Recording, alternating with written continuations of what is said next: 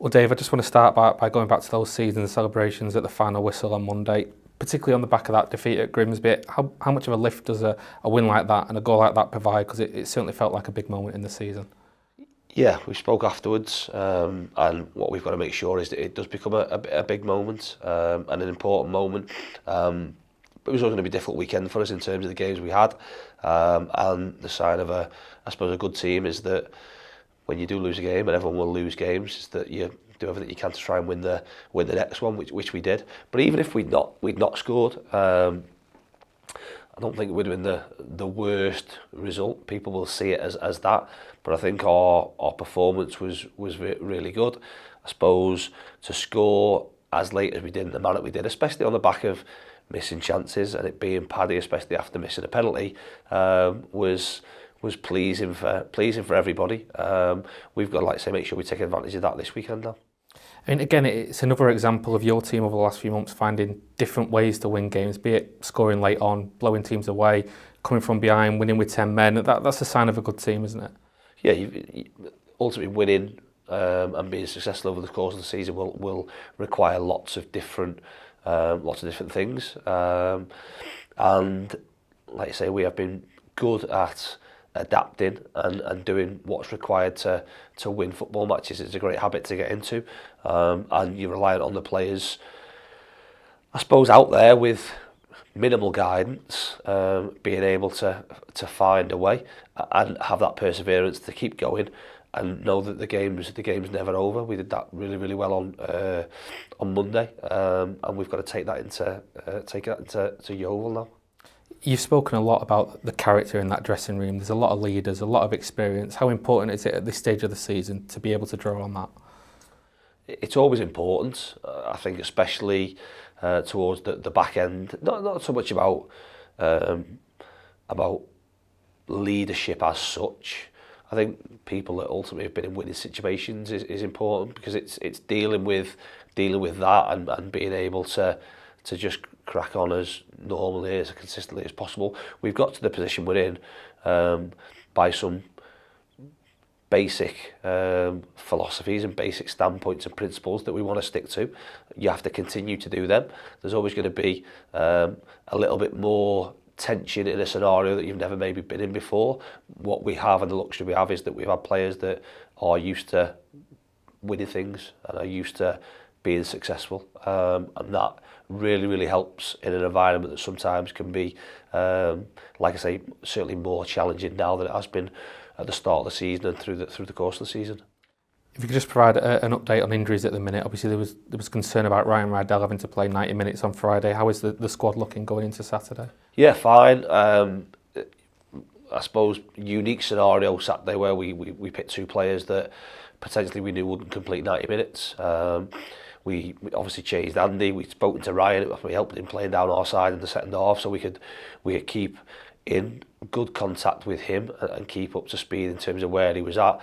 I think the game probably helped in the fact that it was pretty tight down his side and more open on Sam's side, the other side. So physically, Ryan's data was probably, in terms of high intensity, probably close to half what he would normally do when totally fit, which helped us because it meant we could get him through 90 minutes. It meant we could make attacking changes on the other side of the pitch and up the top end of the pitch, which again ultimately helped us win the game. So there was a risk, but not a huge risk, in the fact that it was a pretty low load game for him, which he got through, and has again had a couple of days downtime as of the rest of the players, and has trained fine today and no ill adverse reactions to the game, which is massively pleasing. Ben Whitfield as well is another player that's been building back up over the last couple of weeks. How far away is he from being ready for first team action? Which is ready for first team action in terms of available for selection. Probably another one who wouldn't be able to complete 90 minutes at the energy levels he sort of has, but hopefully we'll get him another game next week in terms of the Cheshire Senior Cup. We'll see about his involvement for this weekend, but it's tough at the moment. We're ultimately in a situation where we're picking a squad of 16, we're picking 11 to play. So we've picked a goalkeeper on the bench. So we've 4 outfield subs to select from probably 9 or 10 players. We're leaving 5 and 6 out the squad, which is a great place to be in, don't get me wrong, but it's a more difficult one to manage because none of them players are undeserving of being part of the squad. They're just within a very motivated group that at the moment are doing really, really well, and we have to make decisions around team selection and how we think we can best win football matches, something that we've done really, really well, so it becomes difficult to break into that 16 at times. It must be a positive though, and you look at Monday, for example, Miles Hippolyte coming off the bench and setting up the winner. How pleased have you been with the attitude from your squad, because everyone does seem to still be playing their part? Yeah, and it will. I think that the players take all the credit for that. I can only say to them, I've been there in terms of a squad situation, and people will think they play less significant roles than others, if you like. What you've got to do is make sure that when your time comes, that you're ready to go and perform, and if your time doesn't come, then there's nothing lost from that. Over the course of the season, a squad of players will be required to get to the outcome and the objective that you've set. But from a substitutes perspective, you've got to be ready from minute 1 till minute 90, and when the call comes, make sure you go on there and impact the game, and Miles certainly did that. But I think over the course of the time that we've been here, all the subs have had positive impacts in games, whether that it be through disappointment, whether it be through wanting to prove us wrong that we've not picked them to start with. Regardless of what it is, they've all had good impacts on the game. At times won us games, at times made sure we've held on to games that we've maybe not been in total control with, and that has to continue between now and the end of the season.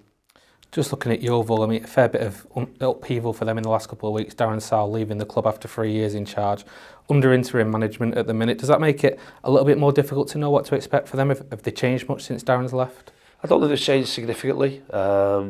Obviously, Ben, who is on loan there from us, so can't play in the games. They'll have to make one change in terms of how they go about it. They are in a strange position. I think there's lots of speculation around the club there and what's happening. Are one of those teams that don't have a great deal to play for. That can be a danger at times in terms of not knowing what to expect. Like I say, we have to focus on us and what we do.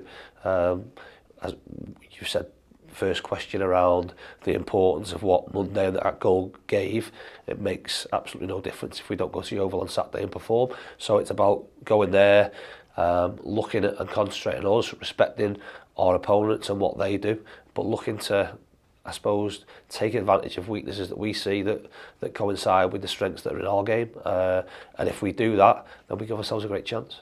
Just finally as well, you are playing at a couple of hours before Wrexham this weekend, which is the first time that's really happened in the last couple of months.